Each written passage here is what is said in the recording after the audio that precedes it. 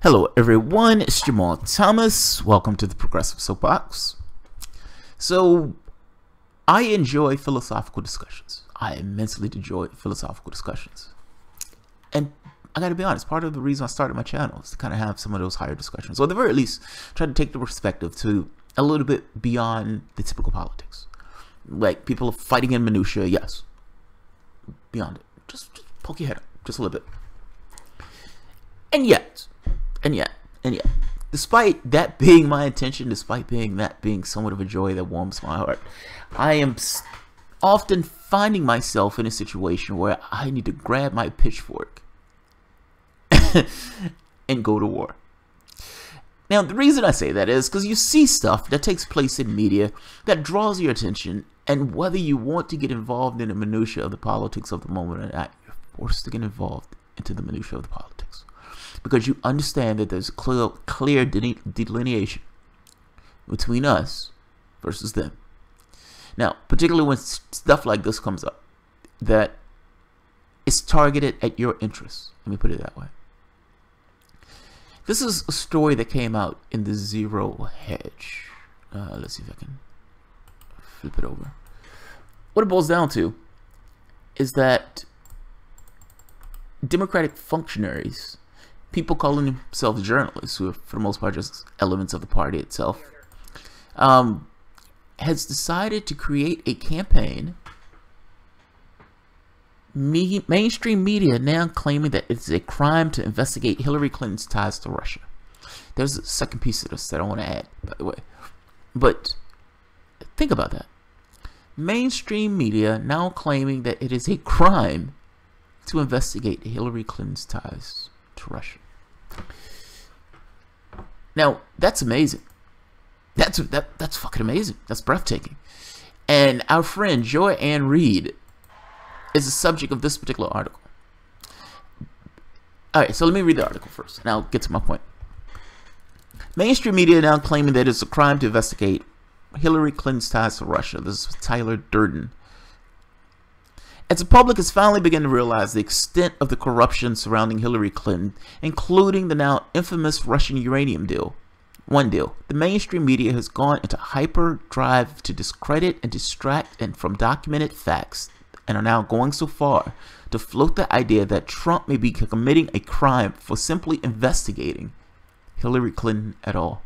That's breathtaking. Wow, that's breathtaking. That's breathtaking. That's right. In a sick world of the establishment media, Trump is committing a criminal act by even considering an investigation into shady Clinton dealings with Russia. After all, she's above the law, right? Even more disgusting, the so-called reporters spewing the nonsense are using the fact that Mueller is conducting a deep state operation, now discredited, against the president that accuses him of working with Russia to win the election, when in reality, it is the exact opposite. In other words, Trump is being accused of something he didn't do because of this. He can't investigate the real crimes of the Clinton Foundation. Understand what's taking place. You have investigations into Donald Trump with the Mueller special investigations. The argument that's being made here, and in fact, let me just give you the argument itself. This is from Joanne Reid's AM with Joy. Absolutely unbelievable, this is a person. During an appearance on MSNBC's AM Joy, legal analyst, quote-unquote legal analyst, Paul Butler laughably claimed that it absolutely is obstruction of justice for the government to investigate Hillary Clinton because of Russia. It is absolutely an obstruction of justice for the government to investigate Hillary Clinton. Think about that. Apparently, the government can only investigate one person at a time, according to this guy. With these attempts to distract from the investigation, even attempting to unseal or remove the gag order from the FBI informant in order to further what is essentially a side investigation that they're pursuing, is that in itself an element of obstruction? Host Joanne Reid stunningly acts, making it clear that she believes selling 20% of the country's uranium supply to Russia, it is a side issue. Not just that, they honestly believe that Bill Clinton getting his hands greased to the tune of $500,000 for a speech, and the Clinton Foundation getting over $2 million. That's just a side issue. That's a side issue. Selling off 20% of the United States uranium stores while at the same time profiting from selling off the uranium stores. Side issue. Side issue. Even though there was an FBI investigation going into the matter showing criminal activity, hey, that's a side issue. That's just a side issue. His response, it absolutely is. The statute says if you try to impede a federal investigation, then you might be guilty of a federal felony. And with Donald Trump, it's not just he asked for a pledge of loyalty from his FBI director. It's not only that he asked for national security intelligence folks if there were any way could thwart the investigations. Not only that he reaches out to Michael Flynn after he's been fired and tell him to keep your head up. I'll see what you can do. It's still this attitude that he has. Him saying, telling Michael Flynn, keep your head up. I don't know what that has to do with the price of tea in China. I have no idea. No clue. Trying to kill the investigation for Comey, I think was a mistake. Yeah, that's true. I think that was a mistake. That was a fuck up. I'm sorry. I know people disagree with me on that. Comey may have been incompetent. Comey may not necessarily have been loyal to you. But Comey seems... It looked like Comey was running a fundamentally different investigation than what Mueller is running. That's all I mean. Mueller seems to be going for somebody's head. Comey, who the fuck knows? But that's a different question on whether or not there was a link between the two. Between Trump and Russia in the sense of leaking information from the DNC and all this other stuff. And beyond that point, are you telling me the argument that Joy Reid is making is that if Hillary Clinton committed crimes, that it would still be illegal for the United States government to investigate Hillary Clinton because some element of the same government investigating the president of the United States? That's insanity. You understand that the government can do two things at once. The government has tons of criminal prosecutions going on at the exact same time. Are they aware of that? Are they aware of that? That's amazing. That's immensely amazing. His response. Not only does the above exchange once again show the establishment's media's ridiculous bias, it also shows that they are now running scared about the recent revelations and have since resorted to straight up nonsense as some Orwellian defense. You can't investigate Hillary Clinton because if you investigate Hillary Clinton, you're somehow impeding the investigation into Donald Trump. Wouldn't those be two different investigations? Yes, but they're magically linked in some way. I find it to be amazing. I find it to be absolutely amazing. Look at this one. Amazingly, criticism of even considering investigating Clinton didn't even stop there. Another guest on the show accused the quote-unquote autocratic Trump administration of attempting to get Clinton locked up over nothing. Keep in mind, we have literally dozens of reports showing how guilty Clinton actually is. Trump is trying to feed his base. He's trying to set up prosecution and persecution of people who he dislikes. Fake news journalist Sarah Kinsendor told Reid, okay, that's funny, they call it fake news. He was not able to deliver. There's no wall. There's still Obamacare, and he's shooting to lock up Clinton. In other words, Clinton has done nothing wrong at all, and the only reason anyone is even talking about the failed presidential candidate is because Trump is failing in other parts of his presidency. I just find that I'm not shocked by it. It is Joy and Reid, and so you are going to get this intense bias. But they don't even consider the fact that Hillary Clinton might be guilty of sin. Joy Reid put a leak out the other day saying, hey, if this information is true, talking about the Trump dossier, if the information is true, then what does it matter where it comes from? This was her argument. What does it matter where it comes from? If the information is true, you should use information. Hey, Joy and Reid, what about the Clinton leaks? You understand that the DNC leaks and the information that was being revealed in those WikiLeaks emails shows corruption in the Clinton Foundation that really looks like pay-for-play politics. And if you want to include the Uranium One deal, that Uranium One deal also immensely looks like pay-for-play politics. Here's a lot of money. Here's your deal. Here's 20% of the United States uranium reserves. Have at it. That looks bad. That looks immensely bad. Now, Joy and Reid looks at that and says, there's nothing to see here, folks. There's nothing to see here. You should not look at the WikiLeaks documents, even though those are true. But you should look at the stuff for Trump, even though those are probably false since they were bought and paid for. It's fucking amazing. It's fucking amazing. And the wild part about it is, the dossier that she's saying, hey, even if it's true, we should look at it. That dossier was paid for by the Clintons and the DNC using information from Russia. That's fucking amazing. Now, the WikiLeaks documents that were leaks were actually true. Those were actually true. It was leaked information that was revealing massive scale corruption in the DNC and Hillary Clinton foundation. It's fucking amazing. It's fucking amazing. This woman is insane. And I don't think she's insane from the standpoint of, like, how can I say this? I don't know if she's being functionally dishonest or if she is just politically blind. I have no fucking clue. I don't know if you get a huge amount of cash in your paycheck each week, in which case you just kind of blink out. I have no clue. But this is insanity. Now, mind you, she has an audience that wants to hear this. That audience is craving it. Ugh, give me more bullshit. Give me more bullshit. We need more bullshit. We need stuff to make us feel better about the world. We need stuff to attack Donald Trump with. We don't want to look at ourselves. We don't want to look at what we failed. That's too much. And I want to take it to another point on this. They've jumped the shark with this type of talk of, hey, if you even have the conversation about locking up Hillary Clinton, that's a problem. Don't do that. Don't do that. Don't have that conversation about locking up Hillary Clinton for things, corruption and crimes. The leaked emails, the wild part about this is the leaked emails that they got bitching and complaining about. If you wanted to make a case against Hillary Clinton, the WikiLeaks documents make the case. It's there. It's in black and white. It's there. It's like you look at this email like, wow, this is a massive scale of corruption going on in the Clinton Foundation when she was in the State Department. This is massive. This is amazing. And palm greasing that they're talking about in Uranium One deal is essentially the same type of palm greasing that was in the Clinton Foundation documents, in those docs. Now, there's another point. The argument is being made in the same way the argument is being made here that you can't investigate Hillary Clinton because it has something to do with, you know, it impedes the investigation with Clinton and Russia. It's blocking the investigation somehow. They're using this Red Scare nonsense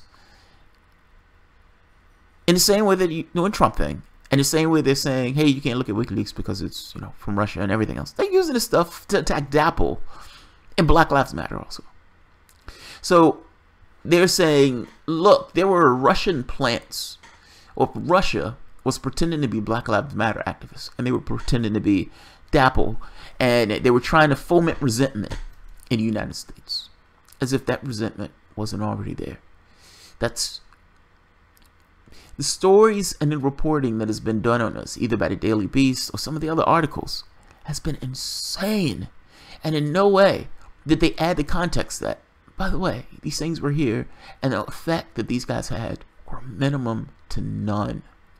You don't need that to sow racial resentments in the United States. Those racial resentments are there because of the way the United States functions. It's nothing to do with Russia. I want to make a larger point. People like Joanne Reid, who's doing this Russia scare thing and putting this Russia chum bait out to her audience, and these magazines, these Democratic functionaries and propagandists who put this stuff out about, oh, this Russia and DAPL. Russia and DAPL. If you're in DAPL, you may be a Russian agent. You may be working for Russia. Russia may be manipulating you. If you're in Black Lives Matter, Russia may be manipulating you. It may be manipulating you. You may not want to work with these revolutionary groups. You could be working for Russia. Now, here's the thing. Back during the 50s, 60s, 70s, 80s, and 90s, there was this thing called the Cold War. Preceding the Cold War, though, you had something like World War I. You had progressive movements, extraordinarily strong progressive movements, before World War I, and they hit their head on World War I. The powers that the presidency and the all government itself gets locks down on a certain amount of what can I say, protests. Movements, for the most part, are better crushed during moments of war or crisis. There are things that take place that override whatever is trying to take place from a local political landscape. So yes, the movements in the United States was going to hit its head on World War I because the government after World War I had a ton of powers that it didn't have before. Vietnam, same thing. Government hit its head on Vietnam. Vietnam was slightly different, only because you did have a president in office, LBJ, who was trying to do this kind of progressive thing within the United States, even though he was murdering a shitload of people abroad. But the Vietnam War was draining resources. Martin Luther King was even going after LBJ for this, making this point that, you know, the new society hit his head on the Great Society hit his head on Vietnam. Cold War, particularly the Cold War. Now, whether it was McCarthy or whether it was the intention of the Cold War not to tamp down on this kind of conversation, or the economic conversation in the United States, or the leftist conversation in the United States, whether it was intentional or not, that's exactly what took place. The Soviet Union, just like the United States will say we believe in freedom and justice and all this other stuff. Soviet Union would say we are saner and we are a more kind economy. We're a kind economy. We're a socialist country. We're a more kind economy. Now, the truth of it is, so the Soviet Union was just state capitalism. It wasn't this communistic or socialistic thing. They called it communism. They wanted the name socialist because they wanted this idea of the impression that people had of that particular idea of governance. By the same token, the United States wanted. They played up this idea of freedom and justice and liberty and all this other stuff. Both of these countries, to some degree, were putting forth myths in order to shape the image of those countries in this kind of ideological struggle. Reality is slightly different, or reality is vastly different. In the United States case, this Cold War allowed a certain restraint on leftist conversation. I haven't heard anybody make this connection yet, so I'm going to make the connection. It tamped down on how far to the left a person could go. Particularly when you get into this idea of McCarthyism and everything else. Whatever a person wanted to be in regards to politics, if you went too far to the left, you too could be a communist. You too could be a socialist. You better not get that label on you. You don't want that stink on you. You better stay in line. There was only so far to the left you could go politically without getting hit with that particular label. Meaning the conversation that took place in the United States had certain bounds, particularly within regards to the left. You've gotten to a point in the country where socialists ran for president in the primaries of the Democratic primaries, and that guy had to be cheated in order to be stopped. Those people who were in that Cold War era, many of those people have died off, and you have a new day. In this new day, this Red Scare 2.0 is back. Now this time, this is being pushed by the Democratic Party because the Democratic Party is trying to tamp down on this kind of leftist fervor, this populist thing that's going on in the party itself that's trying to take their heads off. This Red Scare stuff is an attack on leftists. This Red Scare stuff is an attack for them to put out a story that says, hey, if you're in Dapple, you could be a Russian bot, or you could be manipulated by Russia. If you're in Black Lives Matter, you could be manipulated by Russia. Both of these groups, Black Lives Matter and No Dapple, neither one, for the most part, is supported by the Democratic Party, and yet these people are leftists. These people consider themselves to be something separate and distinct in the same way progressives and leftists consider themselves to be separate and distinct. The party itself understands that this is somewhat of a threat to the party's existence, or at the very least, the party as it now stands, as it now functions, meaning this third way. So yeah, Tom Perez is going to try to purge all these people in the same way that somebody who's trying to retain power and trying to keep himself in office in that way is going to put his own functionaries, his own mob of people, to keep the animals away, to keep the grassroots away. The Red Scare, that's for us. The Red Scare is trying to shut down conversation. It's the same Red Scare that was taking place back during the Cold War. The only difference is this is 2.0, and it hasn't been going all that well. You have far more information, and you have people who are completely fed up with the Democratic Party and sees the party as BS. They don't get the bang for the buck that they would typically get. You get Hillbots, but that's it. That's it. So, these guys can get on MSNBC and say all they want. These guys can put these papers out like in the Daily Beast all they want. I think it was NPR, several articles that I was reading on this. Yeah, this Red Scare, this is an attack on us. That's my point. This is 2.0. In the same way that it curtailed this kind of leftist thought and this leftist fervor and this populist thing that was going on in the United States at that time, the same way, it put bounds on it. These are the bounds of the conversation that we're willing to have in this country. If you go past that, you're a goddamn communist. We're going to put you in prison. You can understand, it was almost impossible Completely impossible. It would be unheard of for somebody to run as a socialist during the Cold War. Never heard of. Put his ass in prison. The idea that Sanders was sitting in Congress that's as a socialist is mind-blowing. The guy that calls himself a democratic socialist is mind-blowing. The idea that guy who's considered a democratic socialist can run for the presidency in the United States and need to be cheated to lose is mind-blowing. I don't think it's like I'm trying to get across the gravity of that taking place in this particular country, considering what took place during the Cold War. And I'm making the point that they're trying to revive it. There were some stories, hey, if you're a Bernie Sanders supporter, you might have been a Soviet plot. Like, you might have been maneuvered by Russia. It's amazing. It's fucking amazing. Don't fall for this garbage. This is insanity. They're doing this to obfuscate from their failures. They're doing this because they want to contain and restrain a certain segment of what they consider to be their base. I would say those people are no longer their base. And if you have to resort to this type of garbage, oh, it's red baiting, these people were maneuvered by Russia, you may not want to be involved with these organizations. Vote Democrat, though. Vote Democrat. All right, let's take a few combos. Let's see. We got Duped, and he was a good actor. Here, sorry I'm late. Rebel Cage Rattler, I didn't have a time frame. At least Tom Perez and ramen noodle hair shots of the world are open with their sociopathy. Sociopathy. I don't know how to pronounce that. It's sociopath with the apathy to it. Angel Willery. All of these neoliberal hacks giving Joanne Reid 5s for her great reporting. What the fuck did she do besides defect and pander to Hillary Clinton? That's all you need to do, man. That's all you need to do. If you can pander with the best of them and you can get rid of shame, oh man, you can have a long career in media. You can have a long career. If you can just, I'm so shameless. I can do and say anything on stage. I can look anybody in the face and I can lie. And I can completely obfuscate. And I can completely pretend the shit that's true is not true. Yes, if you can do that, you can have a very long career. You can have a very long career. I heard Good Times was funded by Soviets. It represents the struggle of proletariat, etc. James stimulated Stalin. Bookman was the capitalist today. God.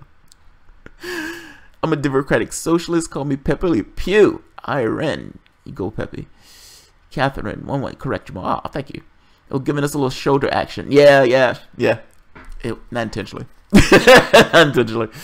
Laurie Auld, I'm totally anarchic with a Marxist tendency. I abhor capitalism. Laurie Auld, yes, I agree with you. There needs to be something different. This doesn't work. It's funny if you were trying to come up with a societal structure and you ran simulations, and the simulations essentially boil down to, if you had this particular society, how would humanity behave? X, Y.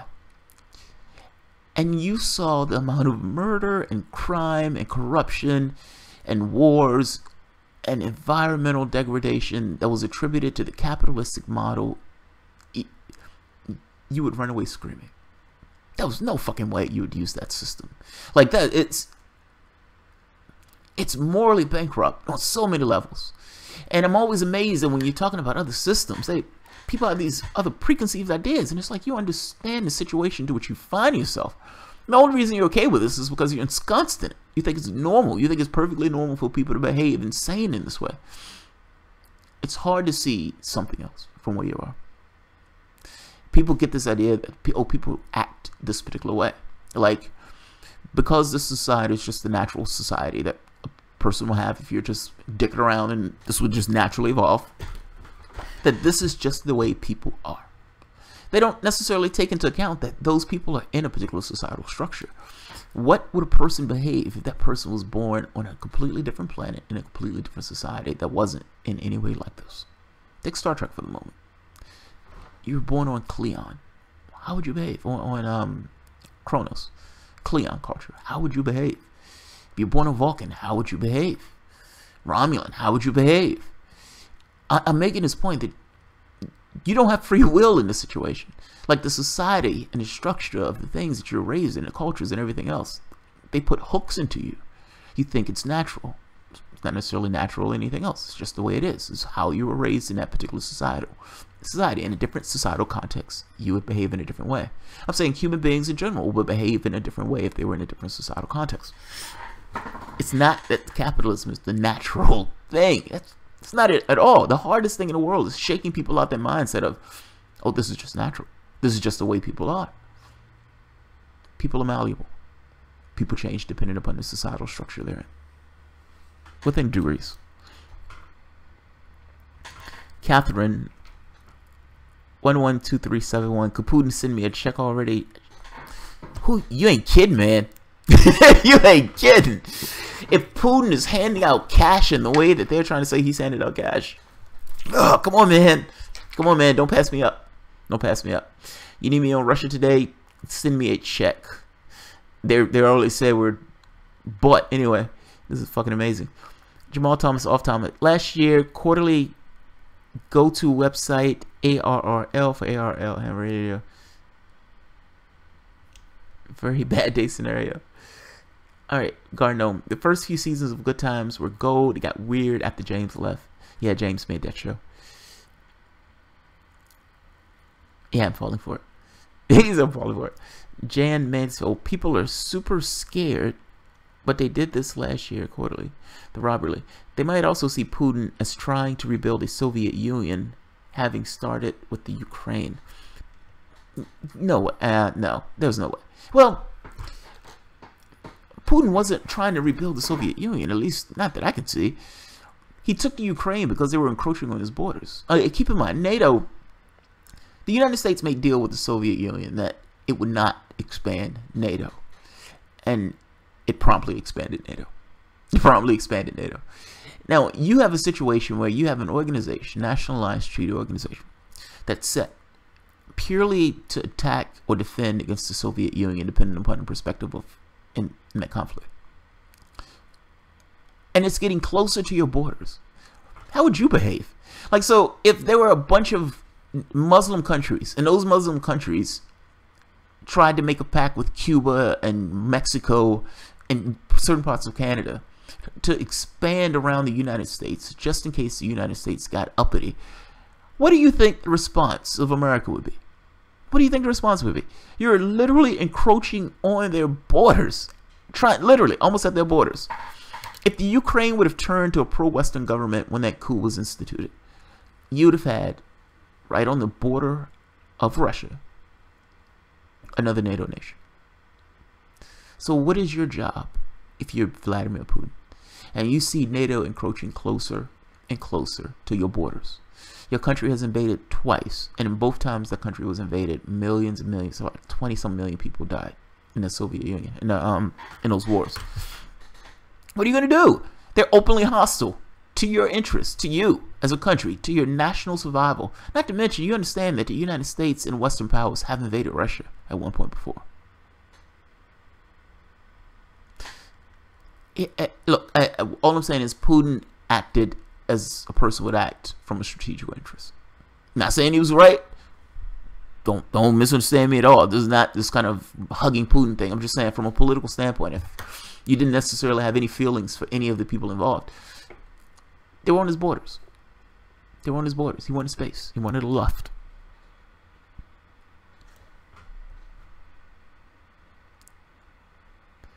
It must be having hard multiple bots in your brain garden. I'm so sick of being labeled anything negative the liberals throw at me because I don't heal to their regime's rule and order. I don't align myself with either side in totality to begin with.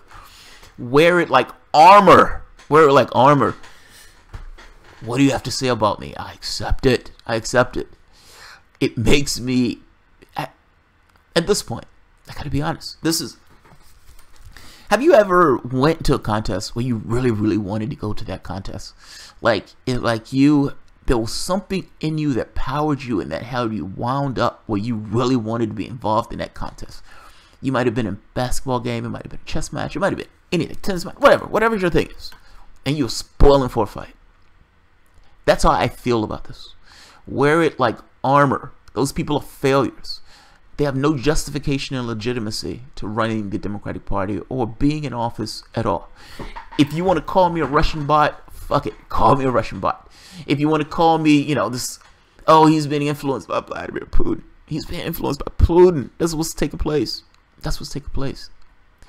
He may want Medicare for all. He may want people to be able to go to college. He wants people to have a better fucking life because Vladimir Putin wants Americans to have a better fucking life. That's just fucking insane.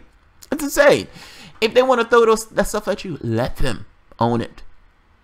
Own it. Wear it like armor. If that's a fight they want to have, that's a fight I'm okay with having. Those fucking failures. The failures. It's like, how are you throwing anything at anybody after you fail to this degree? You are at your weakest that you've been in 50 or 60 years. And you're continuing to fail. The party can't even raise money like talking about. They're in debt. And you're going to call me names because I don't support your regime.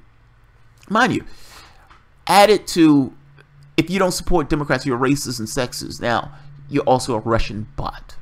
You're a Russian bot. You're a Russian spy. You're being influenced by Vladimir Putin. These people are fucking insane. They're insane. This is laughable. They've even gone so far as to say $150,000 in Facebook ads was enough to beat Hillary Clinton's billion-dollar campaign. Mind you, Hillary Clinton also ran Facebook ads. The United States, if it knows what's good for it, it needs to hire those people who made that $150,000 ad, because those people are fucking magicians. They're magicians, man. They're amazing. They're amazing. Clooney is on board now. Appeal to their wallets. That's what they talk about all the time, unfortunately. I pray for groceries in rubles. I pay for groceries in rubles. Clooney's another fair weather friend like Warren. Yep, it's batshit crazy. Yeah, they're lefty, but they're lefty in this kind of corporatist way. I think Clooney would be on board for pretty much any lefty agenda that you come up with. By the same token, Clooney probably considered himself a Democrat, so he's going to be a true blue. It's like, just, if the Democratic Party was further to the left, you still have these people on board. Like, it's not like Bernie Sanders takes the party and these people go away. All of those people who typically vote Democrat would probably, the majority, move further to the left. They will be okay with it.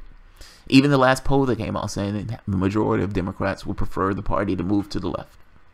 Now, I make the case that you're not going to have a choice because you're not going to win without it. Good luck winning without it.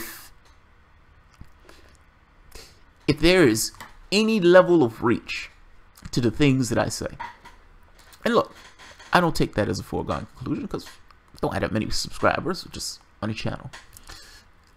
That's the one thing that I would hope filtered through. If they don't represent your interests, they should not get your vote. From a strategic standpoint, that is a fundamental basis of starting point. And I don't say this lightly. I say this full well understanding the consequences of taking that position. You have two options. The Democratic Party needs to change, or the Democratic Party needs to die so it can change. Both of those choices start with this fundamental level of no. Of no.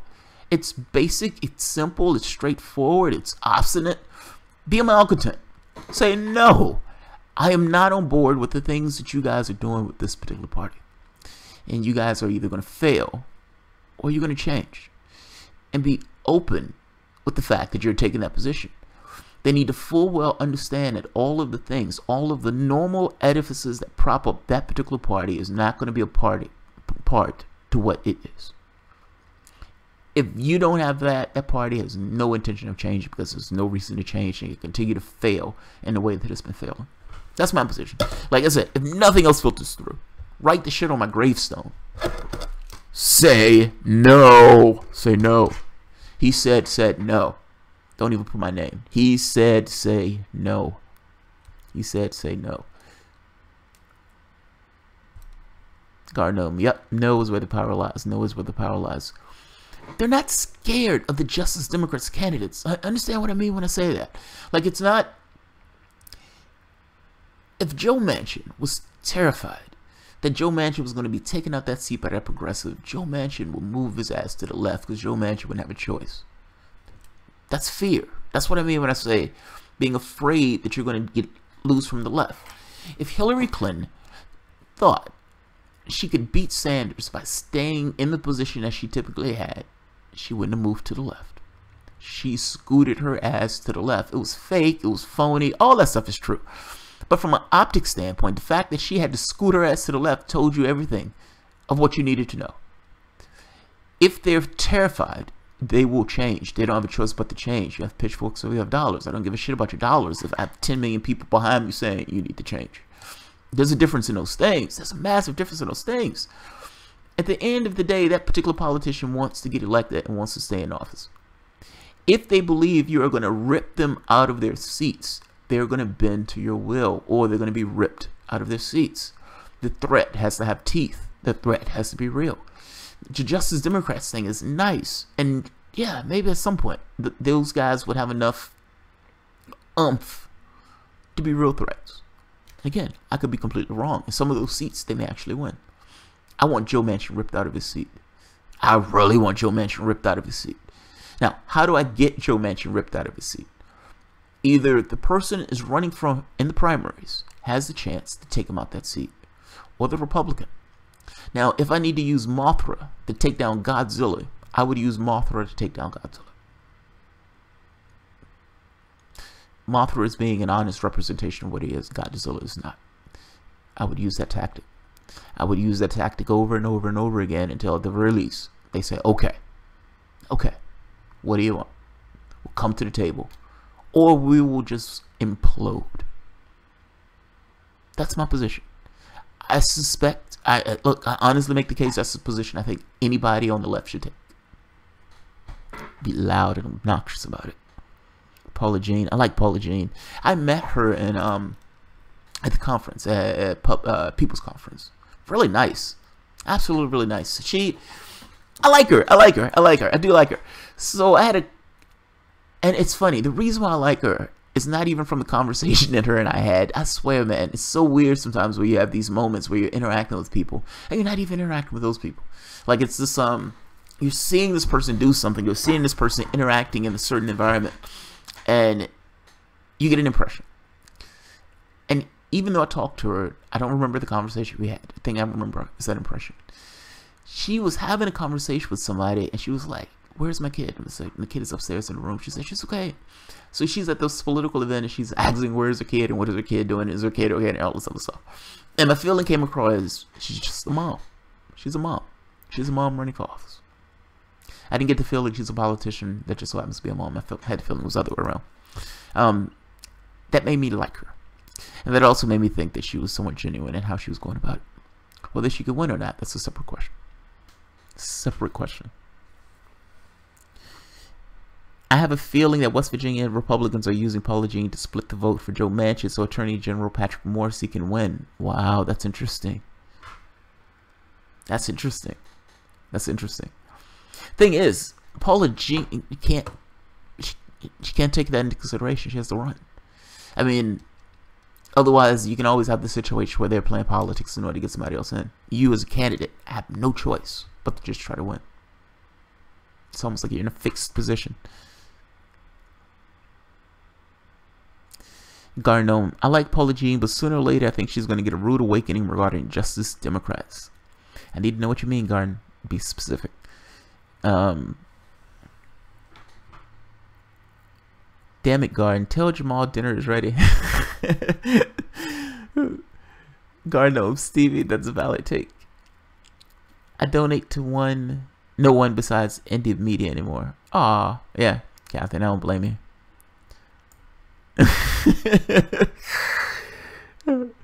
Winkle the Birdie Bro, I don't care if Sweargen were Justice Democrats or Green or DSA, I'd vote for her over Manchin. Yeah, me too. I want Manchin ripped. Man, I want Manchin off that seat. You have no idea how much I want Manchin off that seat. You have no idea. The funny part is, Manchin, I think, is terrified that he's going to lose to that Republican. And I think that's why he dragged his ass on a TYT. This is what I mean, political pressure. It's precisely what I mean about political pressure. I'm getting excited. I shouldn't get excited, but I'm getting slightly excited. because it makes my point. Joe Manchin. Do you honestly believe that Joe Manchin gives two shits about TYT? Like, do you honestly believe that he cares in that way? Joe Manchin full well understands that Paula Swearengin is affiliated with that network. He went and did an interview with Cenk Uygur, even though Paula Sheen is affiliated with the network. And look, right off the bat, clearly that's a conflict of interest. You're interviewing somebody, and I noted this in one of my earlier videos, like, this is insane. This should not be something that a media network is doing for this particular issue. You're interviewing the guy who's running for office, who's in office. One of the people who you're affiliated with, who's running against that guy, is running against that guy. And you're having an interview asking this guy questions. That's just immense conflict of interest. But beyond that, Joe Manchin knows that. He has to know it. He has to know it. Now, Joe Manchin could have made the calculation. Well, look, they have to be fair. If they're not fair to me in this particular interview, it's going to look immensely bad. Meaning, Cenk Uygur, for the most part, is constrained just by, he's constrained just by the fact that Paula Swearengin is actually working on this campaign. This is kind of reverse effect, and he's doing an interview with the guy. So it's almost like it restrains his hand and what he can do in the interview. But that being said, Joe Manchin, under normal circumstances, would in no way do that interview. Joe Manchin came to do that interview because he needs to get himself in front of progressives and leftists. And he understands that I need to get these people to like me in some way. Or at the very least, I need to make the argument to them that I am a better alternative than the maniac who's going to come behind me from the other side.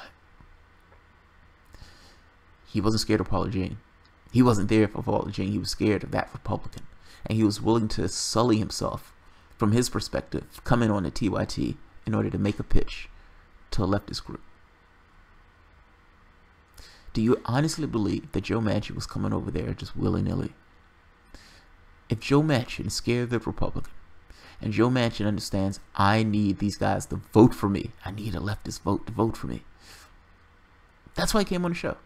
And I may be saying this poorly, but I'm just making this point that Joe Manchin, in normal circumstances, when he came on the show, he was bent politically and dragged on the show just based on the situation itself. I need these people to vote for me, so I am here sullying myself, making my case.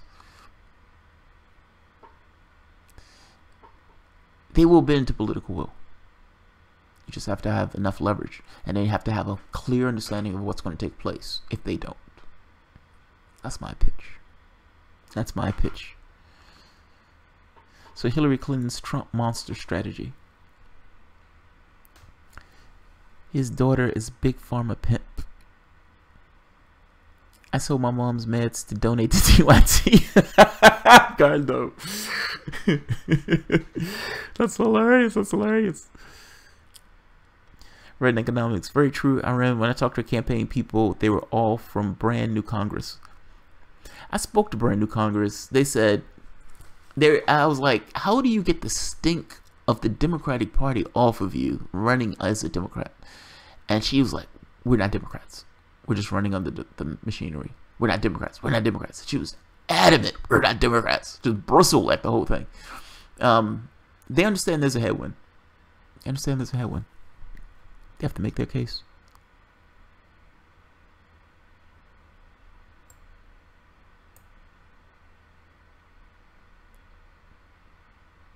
Catherine, you're going to get in trouble, Jamal. Go eat. That's funny. Alright. Yeah, I'm going to kill this. It's 45 minutes. Yeah,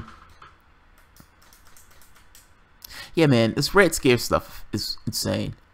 Even then, like I said, the Red Scare stuff, and then trying to make the point that you can't go after Hillary Clinton, because if you go after Hillary Clinton, you're somehow impeding the case against Donald Trump. It's fucking amazing. It's amazing. They're using all of this Russia hysteria. But let me say it this way. I don't think this gains as much traction as it did in the 50s and 60s. And I don't think it gains as much traction because there are too many eyes on it, and there's too many people in opposition to it. So they can rush and scare all they want. Ultimately, what it boils down to is their candidate lost, and after their candidate lost, it was exposed that the candidate worked with Russia in order to tar Donald Trump using some kind of dodgy dossier. That was on them, man. That was on them. It's like, Russia, Russia, Russia. And then it comes out, hey, you understand that Clinton also has ties to Russia. Yeah. That's the side case. That's a side case. That's a lesser priority. We need to focus on Donald Trump. That's amazing. Joanne Reid, everybody. Joanne Reid. I'm still waiting on my check for Vladimir Putin, personally. I'm waiting on my check. Alright, guys. If you enjoy the content, feel free to share, like, subscribe, and of course, you can always support Patreon. Thanks, guys.